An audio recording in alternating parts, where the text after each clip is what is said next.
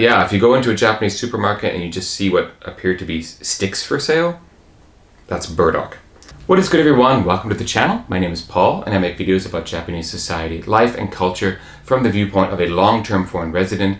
I've been in Japan for 18 years and today I'm going to introduce you to 5 common Japanese dishes that you're probably unfamiliar with.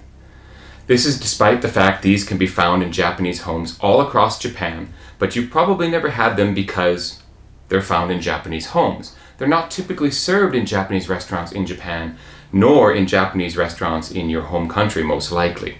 Now, it is possible to find them as part of kaiseki cuisine, which is a very fancy set course meal that you might get at a high-end Japanese inn or hotel or restaurant, and it'll be a fancy version of these dishes, so you might have had it in that case.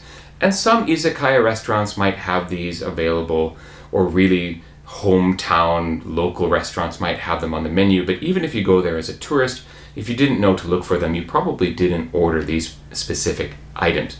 So today I'm going to introduce you to these dishes that you can absolutely try if you come to Japan, because even if you don't have a Japanese family, you can get these from pretty much any convenience store all across Japan. These happen to be from 7-Eleven. I bought these so I could try them out with you today, and the reason is my wife would absolutely say no if I asked her to cook some specific dishes for this video, so I had to go to the convenience store and get them.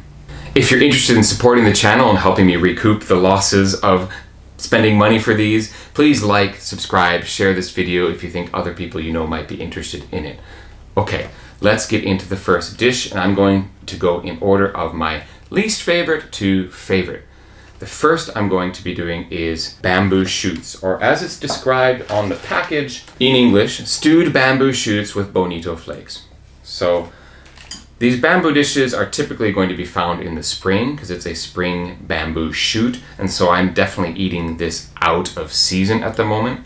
But basically it's going to have a very simple dashi broth. That's the bonito, the fish flakes, and this version happens to have konnyaku in it, which is a sort of jellied root that has almost no flavor and actually has 0 calories, so it's often seen as a diet food in Japan. Itadakimasu.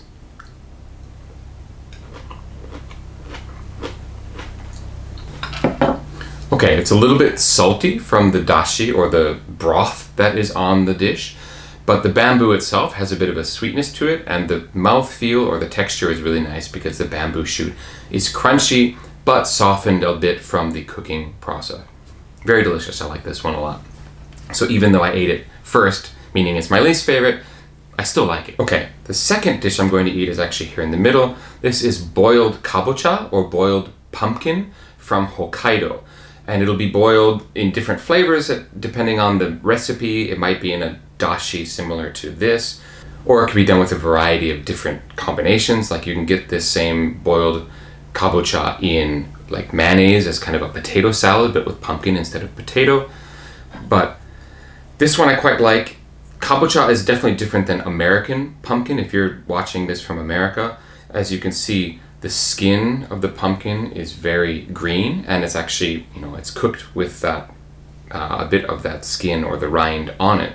And it's much sweeter and more flavorful than an American pumpkin. There's a reason why we just carve them into jack-o'-lanterns, maybe eat the seeds and throw the rest away. Okay, I would say credit to 7-Eleven. This kabocha is cooked perfectly. It's got a nice firm crunchiness around the rind, but it's very smooth in the orange pulpy flesh part. So sometimes if it's overcooked, it can be kind of mushy. And for me, that's not the most pleasant of textures, which is really the reason why I put this as the second one I'm eating. If the texture's not right, I don't care for it as much, but the texture on this one is very good. And the sweetness of the kabocha, the Japanese pumpkin, comes through very nicely. And there's a bit of salty broth that mixes, so it's salty sweet. If you like that kind of taste combination, I definitely recommend trying this. And if you've never had Japanese kabocha before, definitely give this a go because it is a really delicious vegetable. Or gourd, I should say, squash. All right, the next one I'm going to be going for is this one, which is actually soybean pulp. They take the white soybeans and kind of pulp it, boil it, and it's served with vegetables. It looks like there are mushrooms and carrots and actual whole green soybeans in here as well. And this texture is going to be kind of like a potato salad, vegetable salad, and it's a bean salad essentially, but the main portion of the salad is this pulped white soybean.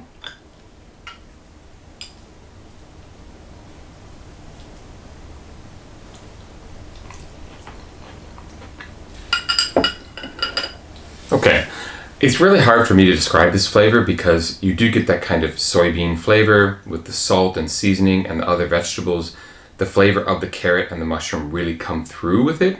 Nothing is hidden in this dish. It's not like the carrots are there but you don't taste them, or the mushroom is there but you don't taste it.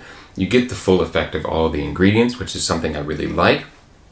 It looks kind of creamy like a potato salad, but it's actually more crumbly. I wouldn't go so far as to call it dusty, but it's kind of crumbly, like, what could I liken it to? Maybe like a powdered cheese or something like that. It has that kind of texture to it. But obviously there's multiple textures in here because of the mushroom, carrot, and the whole green soybeans. And it's a very simple tasting dish, but if you actually stop and think about it, it actually comes across as fairly complex. All of these dishes are pretty simple. And the reason being is you can make them easily as a side dish in your home. They do take a little bit of time, but if you know the recipe and you're experienced in making them, then this is something that you can put together for your family. I've learned how to make the next one, which is kimpira gobo. This is what I'm going to eat next.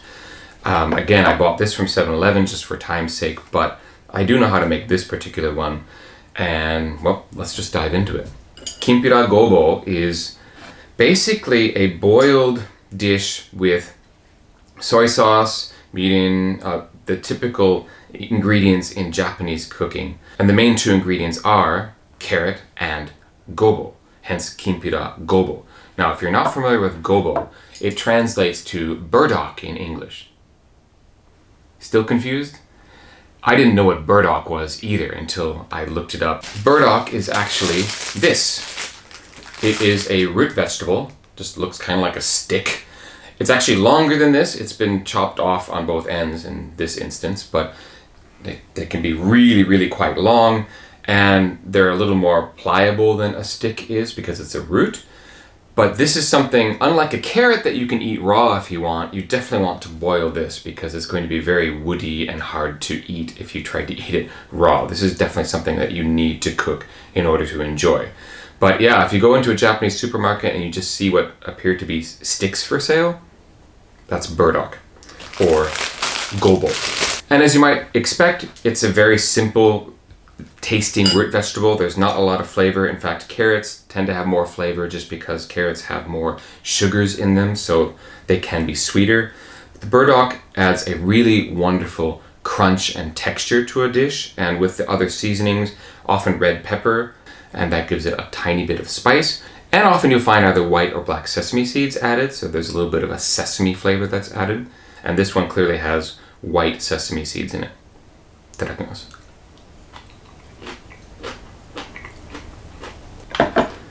Okay, because of the chewiness of the burdock, it just takes a little bit more time to eat. But again, it's a really lovely side salad.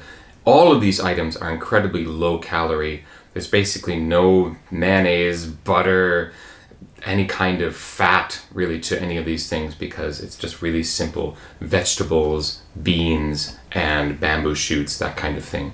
So it's very, very healthy food. It's great as a side dish to whatever the main is. And you'll find these in some combination on Japanese tables because in Japan, it's not like in the US where you have a plate of food and that is your dinner. It's typically you have one kind of main item. You have your rice, miso soup, and then there will be several of these types of dishes in the middle of the table that everyone shares from, just as the side dishes to change the taste, to change the flavor, and they all are meant to match with the white rice nicely. So you take a little bit of this and you eat it with the white rice, and a little bit of this, eat it with the rice, etc. But again, you'll find these in Japanese homes pretty much all across Japan. All right, the last one, which is the hijiki salad, or hijiki with renkon. Hijiki, I have no idea what that is in English. It's basically this little black, it looks a little bit like wild rice if you're from the US or the upper Midwest, but it's from the ocean. It's a type of seaweed basically. It has a really pleasant flavor. I'm not very good at explaining flavors, but I like the flavor quite a bit. And we did serve a Hijiki salad in the Japanese restaurant where I worked in my hometown long ago. And it was pretty popular. People liked it. And so in general, I would say that Americans, at least, this is not going to be a flavor that's too strange. Renkon is the lotus root. That is the pieces that look like this, the brown pieces. Lotus root has a really lovely crunch to it, whereas the Hijiki is just kind of soft and almost just melts without chewing. And then finally, again, there's also shredded carrot in here as well. And topped off with some white soybeans, like the ones that were ground into this soybean paste over here. This is my favorite. Again, it's just a simple dashi, that broth saltiness that's added to this, and with the soft hijiki and carrot along with the crunch of the renkon, it's just a good flavor with an excellent combination of textures. Itadakimasu.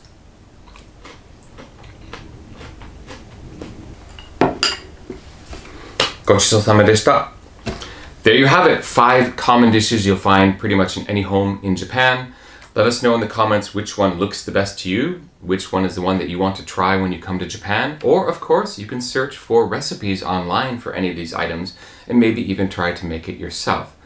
But thank you so much for watching this particular video. I hope it was engaging and educational, and if it was, again, like, subscribe, share, and I hope to catch you on the next one.